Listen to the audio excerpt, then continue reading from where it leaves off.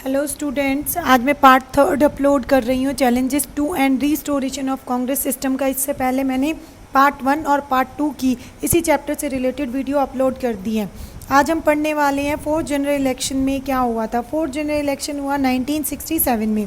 Fourth general election में fourth general election में जो इंदिरा गांधी थी वो जीत कर आती हैं और सिचुएशन पहले से काफ़ी डिफरेंट रहती है फोर्थ जनरल इलेक्शन में, क्योंकि जो इंदिरा गांधी था उनका मेजॉरिटी ऑफ वोट्स नहीं मिल पाते हैं पूरे इंडिया में और एक नई जो आइडियोलॉजी है वो सामने आती है। और ये नई आइडियोलॉजी कौन सी थी? नॉन कांग्रेसिज्म की।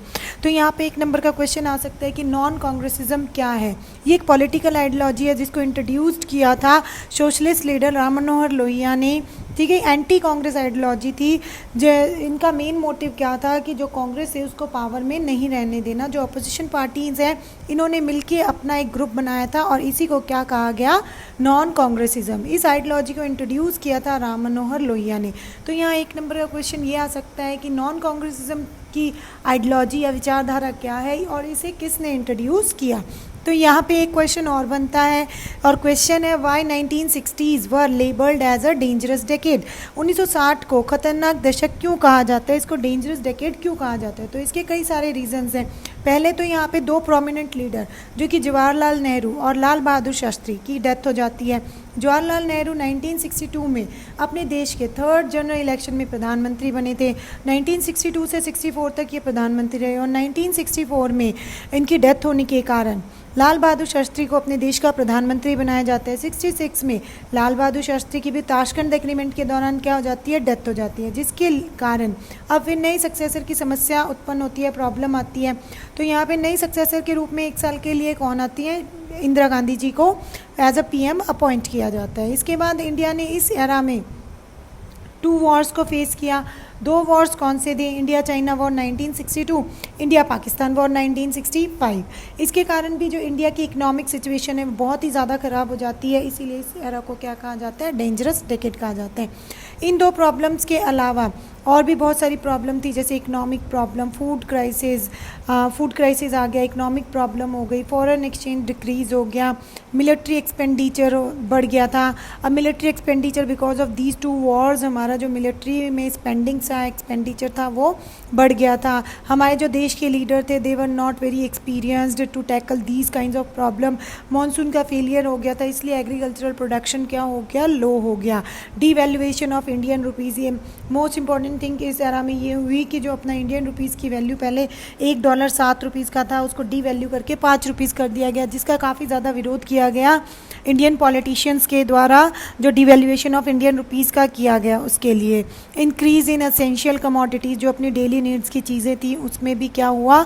इंक्रीज़, उसकी जो प्राइसेस थी वो इंक्रीज़ हो गई। अनएम्प्लॉयमेंट बढ़ रही थी, चारों तरफ बंड्स और हड़ताल, जैसे बिहार में और हम गुजरात में देखते हैं दंगे हो गए थे 1974 में। तो 1960s का जो ये डेकेड था इसको डेंजरस डेकेड कहा जाता है। अलग अलग रीजंस के कारण, अलग अलग ये जो रीजंस बताए हुए हैं इसके कारण 1960s को डेंजरस डेकेड कहा जाता है। इसके नेक्स्ट क्वेश्चन नेक्स्ट पैराग्राफ से क्या बनता है? जो बुक में पैराग्राफ दिया हुआ है उससे नेक्स्ट क्वेश्चन बनेगा what happened after the 4th general election.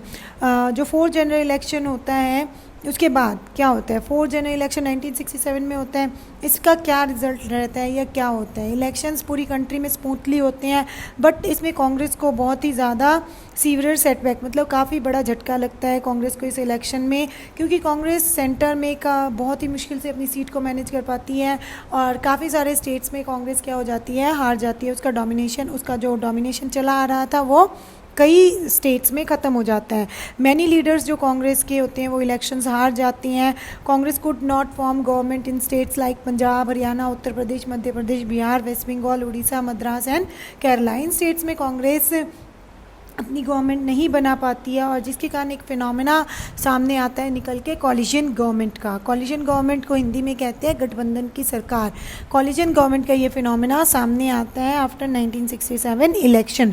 अब 1967 के इलेक्शन में प्राइम मिनिस्टर कौन बनता है? इंडिया का प्राइम मिनिस्टर बनती हैं इंदिरा गांधी, मिसेस इंदिरा गांधी बनती हैं। और क्या एंड स्टार्टेड रनिंग कांग्रेस, और कांग्रेस को स्टार्ट करती हैं मतलब अपनी खुद की टर्म्स पे ठीक है। बट सिंडिकेट, इसमें कांग्रेस में कुछ सिंडिकेट के मेंबर्स होते हैं। सिंडिकेट कौन होते हैं? जो old members of the Congress होते हैं उनको सिंडिकेट कहा जाता है। और इंदिरा गांधी जी कांग्रेस को अपने तरीके से चलाना चाहती थी, ठीक है। तो syndicate did not like this. जो इंदिरा गांधी स्टेप्स लेती हैं कांग्रेस में चलाने के लिए, जो रिफॉर्म्स लाती हैं, नए रूल्स वगैरह जो अपनाती हैं, उसको सिंडिकेट के मेंबर्स नहीं लाइक करते हैं। और ये जो कन्फ्लिक्ट था सिंडिकेट और इंदिरा गांधी के बीच में, ये इंडिया के सामने आता है 1969 में, जब प्रेसिडेंट ज़ाकिर हुसैन की डेथ हो जाती है। और प्रेसिडेंट ज़ाकिर हुसैन की डेथ से ये जो कन्फ्लिक्ट है सबके सामने आ जाता है। जो कांग्रेस में स्प्लिट होता है वो सबके सामने आ जाता है। कांग्रेस दो हिस्सों में डिवाइड हो जाती है, सिंडिकेट कांग्रेस और इंदिरा गांधी की कांग्रेस। सिंडिकेट कांग्रेस को कांग्रेस आर और इंदिरा गांधी की कांग्रेस को कांग्रेस ओ कहा जाता है। सिंडिकेट कांग्रेस को और एक नाम से जाना जाता है ओल्ड कांग्रेस, और इंदिरा गांधी की जो कांग्रेस थी उसे न्यू कांग्रेस के नाम से जाना जाता है। इस तरह से ये कुछ चेंजेस थे जो 1967 के बाद हुए अपने इंडिया की पॉलिटिक्स में, ठीक है। तो ये आई होप कि आपको ये टॉपिक समझ में आया होगा। अगर आपको कोई डाउट है इस टॉपिक से रिलेटेड तो आप कमेंट करके ज़रूर पूछें। और अगर आपको ये टॉपिक पसंद आया है और समझ में आया है तो मेरे चैनल को लाइक शेयर एंड सब्सक्राइब ज़रूर करें। Thank you and have a nice day.